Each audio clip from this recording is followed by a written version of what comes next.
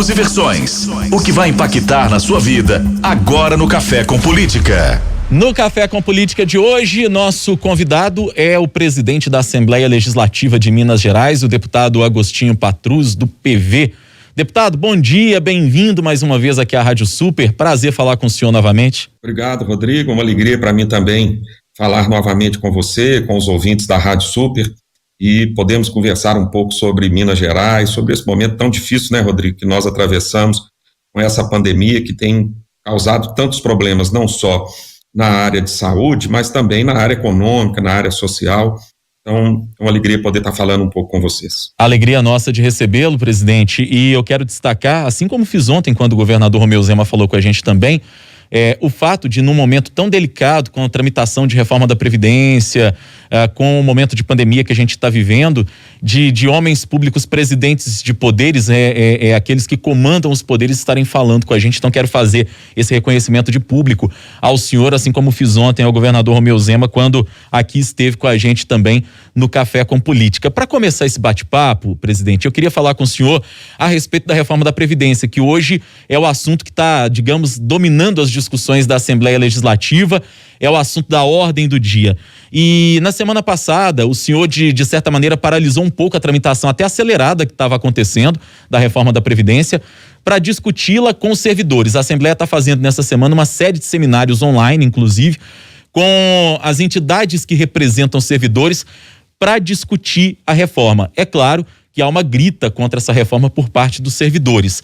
Por aquilo que o senhor está acompanhando como presidente da Assembleia, já foi possível captar alguma perspectiva de mudança daquilo que apresentou o governo como projeto original? Sim, tem me impressionado muito positivamente, Rodrigo, a participação das entidades, das associações representativas aí de todas as áreas dos servidores. Nós recebemos representantes da área da saúde, da área da educação, da área do desenvolvimento social, também do meio ambiente, recebemos também músicos, né, que trouxeram também a sua realidade, representantes da área da saúde falando um pouco sobre a questão do atendimento também do Covid, da situação de trabalho em cada uma das unidades hospitalares do Estado. Então, está sendo uma discussão muito rica. O que nós, sem dúvida, estamos agora pela manhã terminando é a compilação de todas essas sugestões. Cada entidade que participou e nos enviou um formulário com respostas, com críticas, com sugestões, e hoje às 14 horas nós vamos entregar formalmente isso ao governo.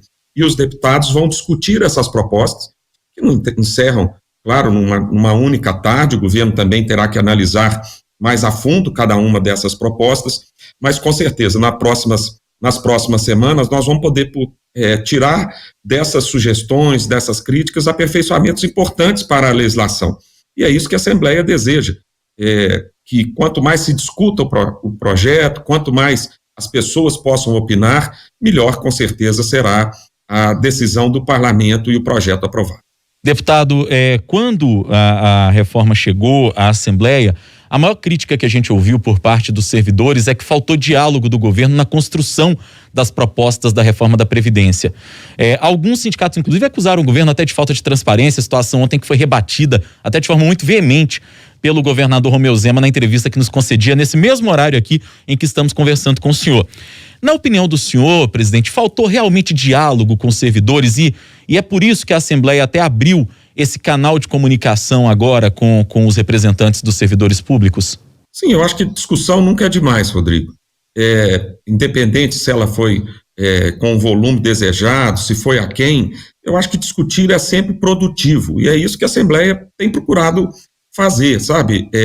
Trazer as pessoas, discutir. Nós sabemos que é um momento difícil, um momento que nós precisamos ter o distanciamento social, um momento em que reuniões com um número maior de pessoas são arriscadas, são perigosas. Isso tudo dificulta, sem dúvida alguma, a discussão dos projetos. Mas nós procuramos fazer de uma forma em que o servidor e os seus representantes pudessem ser recebidos na Assembleia, aqueles que desejaram lá estar, e mais do que ter voz, tivesse também a condição de sugerir por escrito, porque por mais longa que possa ser as palavras de cada um, o tempo para cada um falar, a hora que a pessoa senta com a sua diretoria, senta com seus representados e leva uma proposta, Isso, é claro, é sempre mais profundo, a gente consegue aprofundar ainda mais no tema. Então, é o que a Assembleia tem procurado fazer e que nós vamos continuar fazendo até o início das votações e até também no segundo turno das votações, porque são projetos que têm que ser votados em 2 turnos.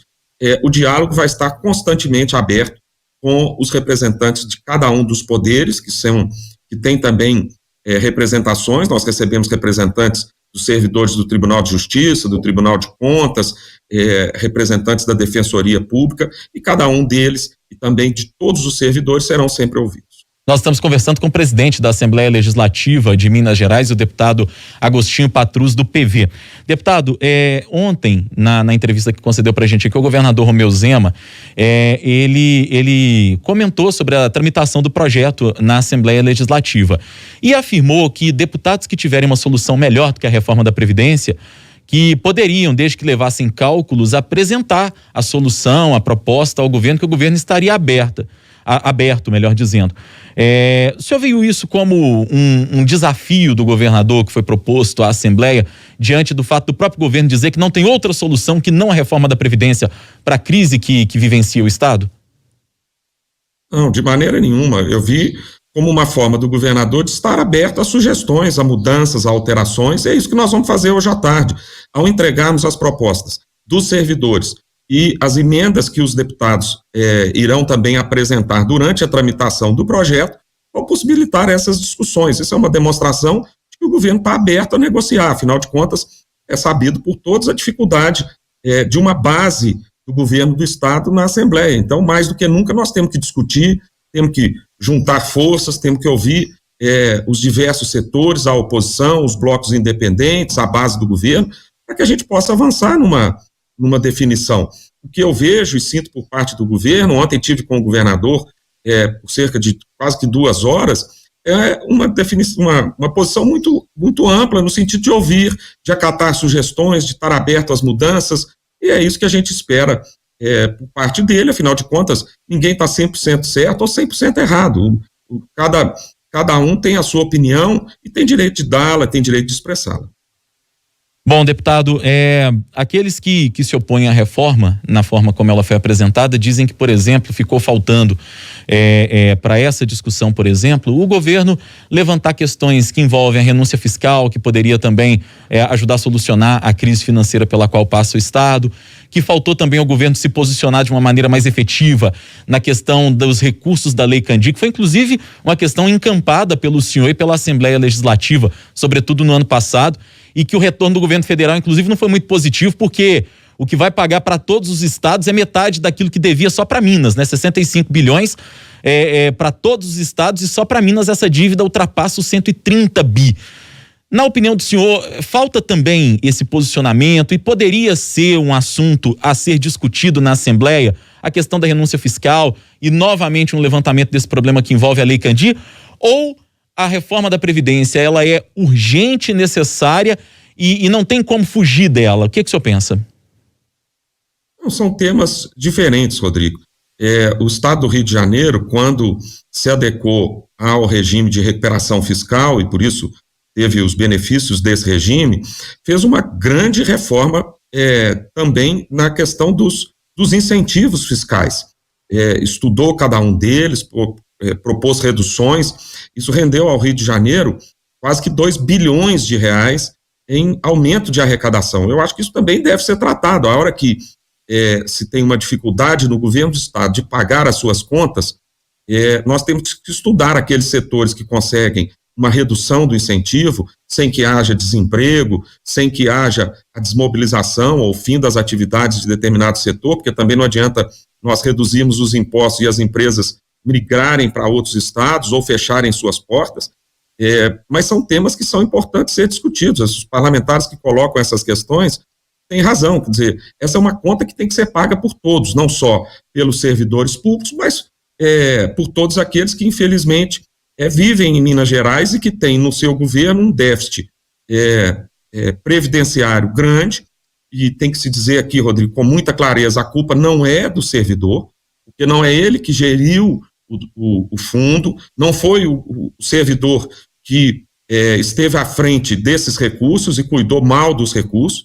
Nós sabemos que se soma a isso também a questão do aumento da idade, a diminuição do número de servidores concursados pelo número de aposentados. Quer dizer, se nós olharmos o Estado nos últimos anos, houve um decréscimo, uma diminuição do número de concursos. Nós chegamos a ter 2,7 servidores por aposentado. Hoje nós temos 1 por 1, ou seja, como pagar a Previdência quando você tinha um sistema em que 3 contribuíam para um se aposentar e hoje 1 contribui para um se aposentar. Isso tudo são questões, foi a diminuição do Estado, foi a crise financeira e fiscal que fez com que reduzissem essas questões. Eu acho que esses temas todos devem ser tratados, mas agora especificamente, por isso a Assembleia retirou a reforma administrativa do meio da reforma da Previdência, é o momento de se tratar da reforma da Previdência. Os demais temas devem ser também, eu entendo, enfrentados pelo governo do Estado e pela Assembleia. O senhor tocou num ponto importante, deputado, quando falou dessa questão de tornar o servidor público como responsável pela crise que vive o Estado, quase que como um vilão, muitas vezes, de tudo aquilo que acontece de ruim no Estado. Inclusive, o senhor citou isso na semana passada, quando deu uma paralisada naquele ritmo da tramitação e começou a ouvir os servidores públicos. Me lembro do senhor falando isso no pronunciamento, nas entrevistas que deu a respeito disso. Houve, em algum momento e por parte de alguém, a tentativa, digamos assim, de tornar o servidor público vilão, de fazê-lo parecer um vilão, seja em discurso, seja em ação, seja naquilo que foi dito por um ou por outro? Não, mas é importante dizer, Rodrigo, que a hora que se começa a tratar de uma reforma da Previdência e essa reforma afeta o dia a dia das pessoas, nós não podemos deixar sombra nenhuma de dúvida de que os culpados não são os servidores. Afinal de contas, a culpa é daquela auxiliar de enfermagem que está lá no pronto-socorro, atendendo as pessoas que sofrem um acidente, que tem um problema maior. Não é a culpa dela, ela contribuiu durante 28 anos, 27 anos, 25 anos, passou num concurso, as regras estavam definidas. Então a gente não pode querer demonizar o servidor público para justificar uma reforma. O servidor público é também uma vítima de todas essas questões que eu coloquei aqui. Afinal de contas, o que se esperava depois de se contribuir esse tempo todo é que o recurso estivesse disponível para bancar as aposentadorias, e infelizmente isso não acontece.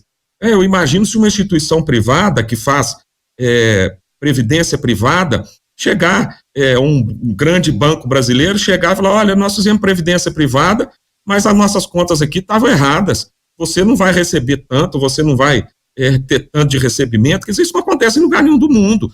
Isso aconteceu porque os recursos foram sacados, porque os recursos não foram bem aplicados. E olha que nós tivemos momentos de juros altíssimos no Brasil, né, em que o capital financeiro mundial veio ser aplicado no Brasil.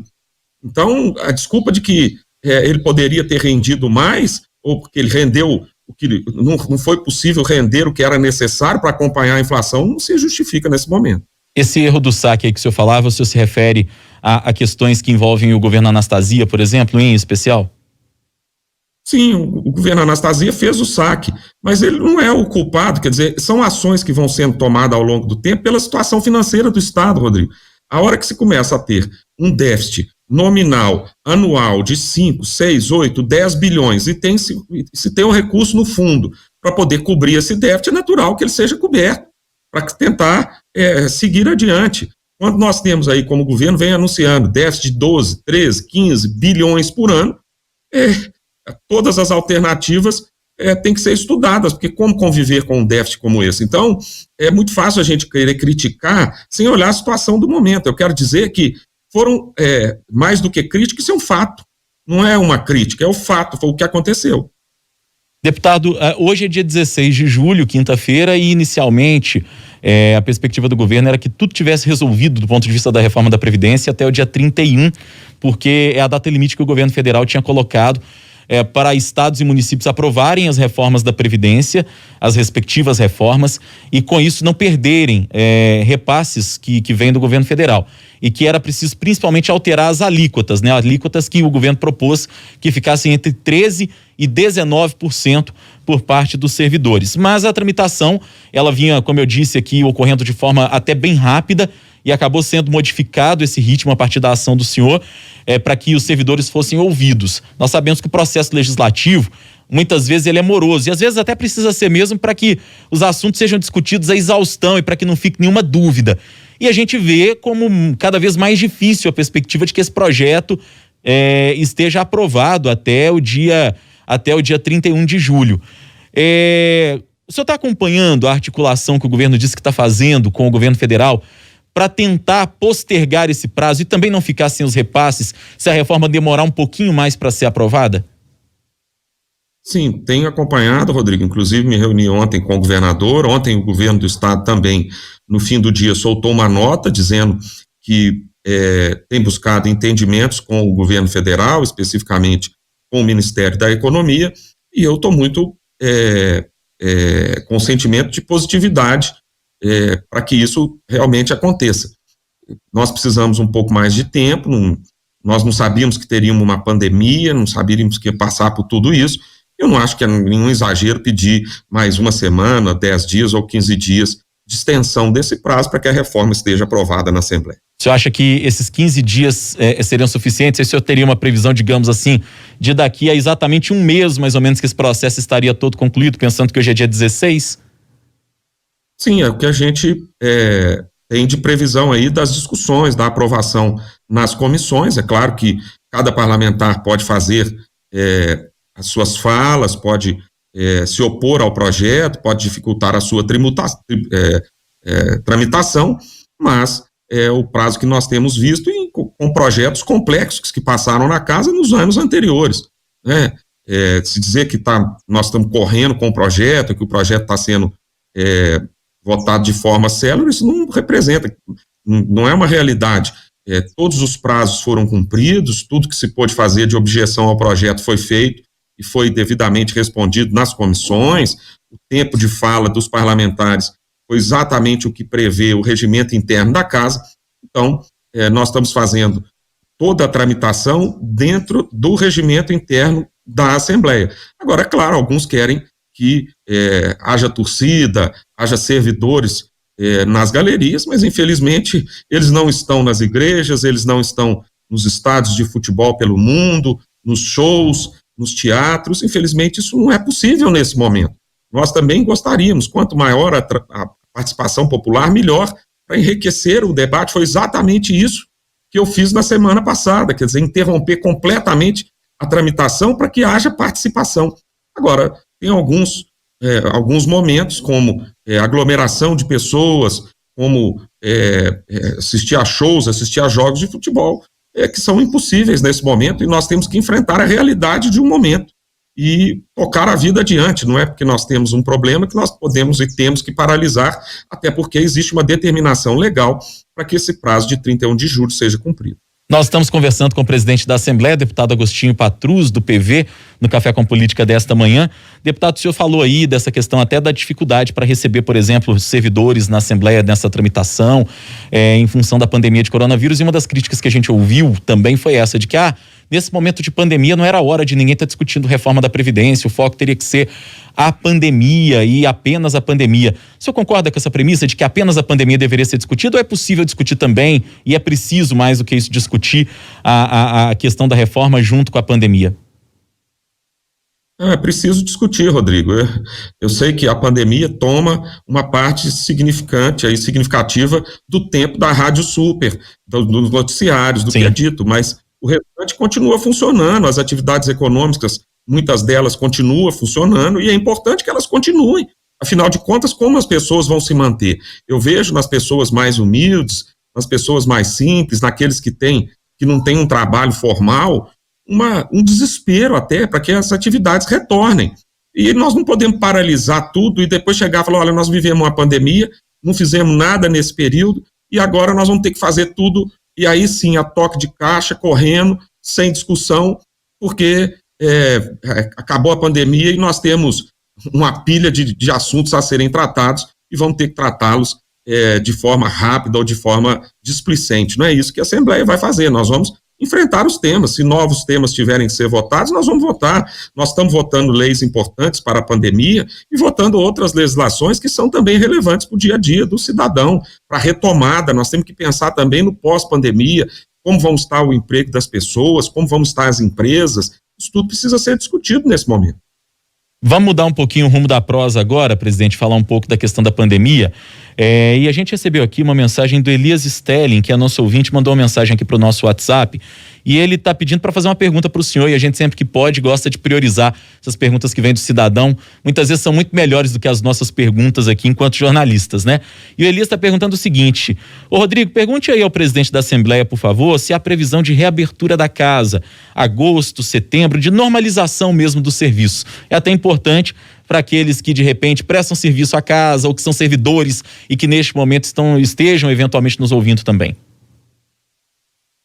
Nós, Rodrigo, estamos aguardando e acompanhando a determinação das autoridades. A Assembleia funciona em Belo Horizonte, num local, você conhece bem lá, o nosso plenário é no subsolo, onde não há nenhuma janela. É verdade. Nós estamos no ar-condicionado, então, num local, segundo os especialistas, é o local mais propenso à contaminação. O fato é que 2 deputados se contaminaram nos últimos 7 ou 8 dias, e nós estamos muito preocupados com isso, além do número de servidores. Nós já temos uma dezena de servidores, temos mais cerca de 20 a 30 servidores que solicitaram também fazer os exames, porque estão apresentando alguns sintomas, seja de febre, seja de gripe, e tiveram contato também com esses parlamentares ou com outros servidores. Nós estamos muito preocupados na Assembleia com a questão do coronavírus, porque é a semana, segundo o Estado, o próprio governador, os especialistas, a semana de maior volume, e nós temos que aguardar essa diminuição desta curva. Eu quero te relatar aqui que eu também estou com saudade de presidir com os parlamentares, podendo ter uma discussão mais próxima, uma conversa mais amiga e mais próxima com cada um dos parlamentares, e infelizmente eu sei que isso não é possível. Então nós vamos aguardar aí os acontecimentos, mas a Assembleia, nesse período todo, vive um momento mais crítico nesta semana, com essa contaminação dos parlamentares e também do aumento de contaminação dos servidores. Nós estamos aguardando a saída dos exames, que devem acontecer durante essa semana, para podermos começar a definir para frente como será o encaminhamento das coisas na casa. Deputado, ao mesmo tempo que existe a saudade daquela normalidade que a gente vivia, essa pandemia está ensinando para a gente que algumas coisas podem ser feitas de forma diferente. E o trabalho legislativo, ele se modificou muito durante a pandemia. Realização de sessões de maneira remota, discussões de maneira remota, reuniões online. É uma situação que a gente está vivendo aí no meio privado e no meio público também, evidentemente. E aí eu pergunto para o senhor o seguinte: que tipo de lição que essa pandemia deixou e deixa para a Assembleia de coisas que podem ser modificadas e que eventualmente, inclusive, possam gerar economia aos cofres da Assembleia e dinheiro que possa, por exemplo, ser devolvido ao Executivo para que se transformem em políticas públicas? Sem dúvida, Rodrigo, acho que nós todos estamos aprendendo muito com essas novas tecnologias, com essa nova forma de fazer, de se comunicar, e a Assembleia tem se adaptado também a isso. Nós, na discussão da reforma da Previdência, estamos com um painel virtual, ou seja, cada uma das pessoas, independente de ser um representante de um sindicato, pode ir lá escrever, deixar sua mensagem na página da internet. Nós estamos pegando essas mensagens e colocando no rodapé da televisão, para que todos no Estado tenham conhecimento da posição de cada uma dessas pessoas. Ou seja, nós estamos também aumentando a participação popular, sem nenhum custo, ou seja, as pessoas postam, não tem que se deslocar até a Assembleia não tem que ter uma área cada vez maior para receber mais gente, e assim por diante, mais servidores para poder recebê-los, mais estrutura para isso, e nós temos procurado fazer as economias. Os deputados, cada um abriu mão de 30% da sua verba indenizatória, isso já resultou em pouco mais de R$2 milhões, que nós já repassamos parte disso ao FMG, que tem feito máscaras de proteção, essas máscaras transparentes, também realizou já e está terminando esse processo de mais 30 mil consultas às pessoas que não têm acesso fácil ao médico, podem se conectar através da internet, também através de ligações de WhatsApp, de mensagens para receber dos médicos da Faculdade de Medicina informações sobre o coronavírus, sobre como se proteger. Então, nós estamos transformando uma série de atividades e nós esperamos que isso gere ainda mais economia. A Assembleia tem buscado sempre economia, prova disso é que no ano passado devolvemos quase que 50 milhões de reais ao governo do Estado, da economia que foi feita na casa para que pudesse ser aplicado na questão e na gestão da saúde em Minas Gerais. O deputado, o senhor falou aí um pouco mais cedo na nossa entrevista na questão da recuperação econômica, que é uma preocupação que existe, obviamente, também para o pós-pandemia. A gente nem sabe quando é que essa pandemia vai passar exatamente, mas existe essa preocupação com a retomada, com a reativação da economia. O senhor, inclusive, é empresário, um empresário bem-sucedido, vem de uma família de empresários, e eu queria ouvir do senhor o que o senhor pensa que tem que ser feito no Estado para essa reativação da economia.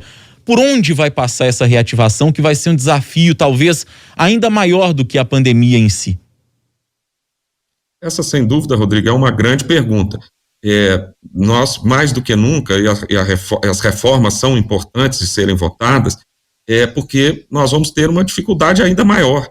Empregos que existiram deixaram de existir, atividades que aconteciam normalmente também estão deixando de existir. Nós estamos vendo aí, eu sou muito ligado à questão da gastronomia em Minas Gerais, sempre trabalhei com esse grupo de pessoas e me corta o coração ver tantos bares, tantos restaurantes, botecos fechando as suas portas, deixando de ter as suas atividades, quantas e quantas pessoas ficarão desempregadas. Então, eu acho que é um momento de união no pós-pandemia de todos, para que a gente, unidos, possamos ajudar a recuperar o Estado.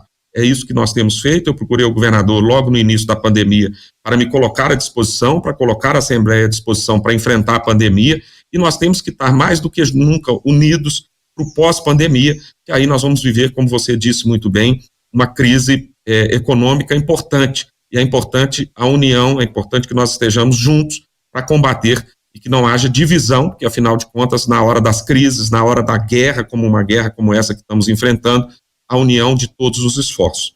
Eu espero, como empresário também, que sou uma retomada rápida da economia, mas a cada dia que passa tem ficado um pouco menos descrente desta retomada, porque, infelizmente, muitos negócios deixaram de existir, muitos sonhos de um pequeno comércio, de uma atividade empreendedora, ficaram para trás com esta pandemia, e nós vamos viver, como você disse, um novo momento. E eu espero até, Rodrigo, aí, aqui descontraindo a nossa entrevista, que hoje, no final, vocês não façam aquele bate-bola que toda vez que eu vou aí me aperta muito.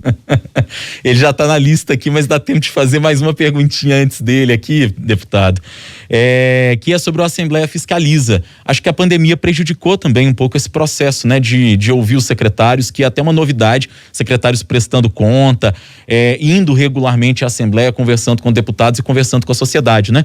Como é que ficou isso? Que era até uma aposta, foi algo que o senhor fez questão de salientar nas vezes que conversou com a gente, essa questão da Assembleia Fiscaliza. Sim, é fundamental, Rodrigo, essa troca de experiências, né? Desde o início da minha gestão na Assembleia, com os meus colegas de mesa, com os líderes, também são importantes nessa construção, os presidentes das comissões, e cada um dos parlamentares, nós temos batido muito na questão da troca de ideias, da discussão dos temas.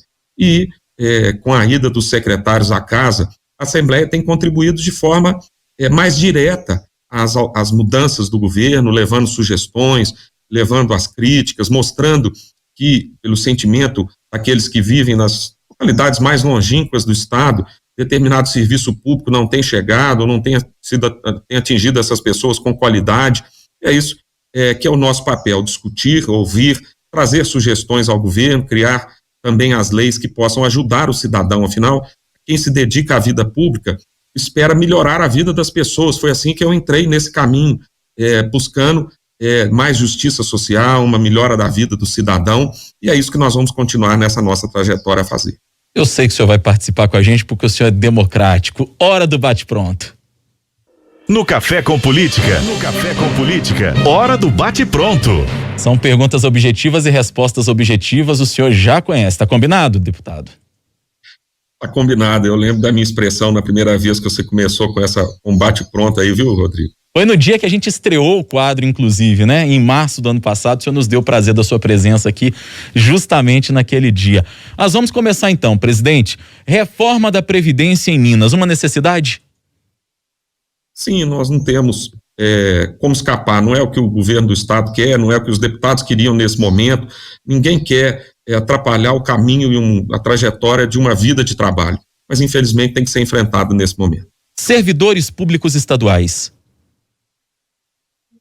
São importantes, são aqueles que nos atendem nos hospitais, aqueles que nos dão segurança no trânsito, que nos recorremos na hora de um roubo, de um assalto, que estão nas escolas ensinando nossos filhos. Agostinho Patrus, uma espécie de primeiro-ministro de Minas, como dizem alguns dos seus colegas deputados na Assembleia? Não, isso nem existe, Rodrigo. É uma pessoa que quer contribuir e está procurando ajudar o estado, ajudar o governador, ajudar os mineiros. A sua relação com o governador Romeu Zema? É ótimo, eu tenho uma admiração grande por ele e vejo a cada dia o seu crescimento, o seu desenvolvimento como governador de Minas e fico feliz por isso. Presidente Jair Bolsonaro no combate à pandemia. Infelizmente, o presidente deu sinais contrários, o que criou um pouco de dúvida na população, porque desmereceu a gravidade dessa crise. E o futuro pós-pandemia? União de todos para enfrentar um futuro que nós temos certeza que não será fácil. Deputado Agostinho Patrus, do PV, presidente da Assembleia Legislativa de Minas Gerais, hoje conversando com a gente aqui no Café com Política. Quero mais uma vez agradecer a sua presença. Muito bom conversar com o senhor e até uma próxima oportunidade, presidente. Muito obrigado, Rodrigo. Eu fico muito feliz de poder estar aqui na Rádio Super, conversando um pouco com você, com os nossos colegas da Super e cumprimentando toda essa rede de comunicação, né, que passa pelo jornal, pela rádio, pelo portal, de tanto sucesso que tem feito e tem levado informações tão relevantes à população de Minas. Muito obrigado. Obrigado ao senhor mais uma vez, deputado.